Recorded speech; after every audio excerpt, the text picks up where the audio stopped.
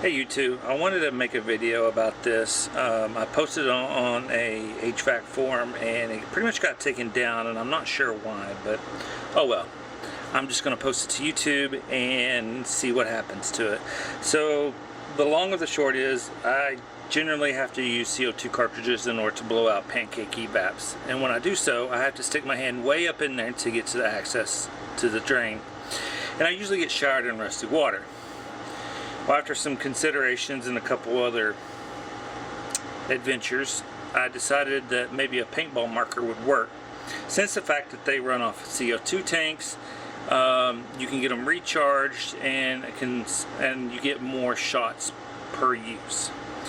I've done about 40 shots, or shots I mean as far as pulling the trigger. I've cleared out about 3 different drains, varying degrees, and it tends to work pretty well, and I'm not getting covered in rusty water. Now, this is about the version 3 I've had to do. I put a low expansion chamber on here. Now, this isn't the one that goes to it. This is a Kingman Spider, and I've had to modify it just a little bit in order to work.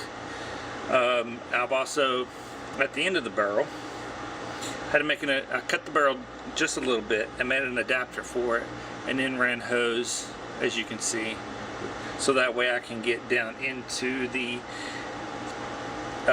drain line. If you give me 1 minute, I'll get a tea.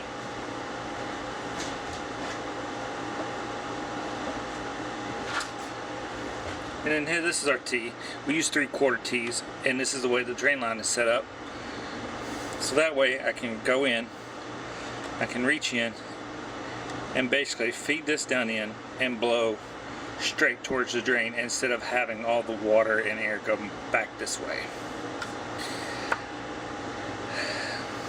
I've had to run a longer bolt back here for the pressure regulator to adjust the pressure. Wasn't too hard. The other thing I had to do was make a little turn knob for myself so that way I can increase or decrease the pressure. I took out the plastic little guide rod and I put in a brass guide rod, just because with the bolt sitting there and I'm running it back and forth, I did not want it to sit there and wear that plastic down and it get hung up. The next thing I did was to take and block off the port for the balls to fall into in your hopper. As you can see, just kind of fit in all together. And the last modification on the version 3 that I did was take the bolt and groove for a rubber gasket. When the pressure's high enough, I found that a lot of the gas will blow back out. It'll cycle and everything, but it's just not enough pressure to be adequate. I think I could probably crank out a lot more pressure, but given the fact that I've been having some blow by, I decided to go ahead and put this in.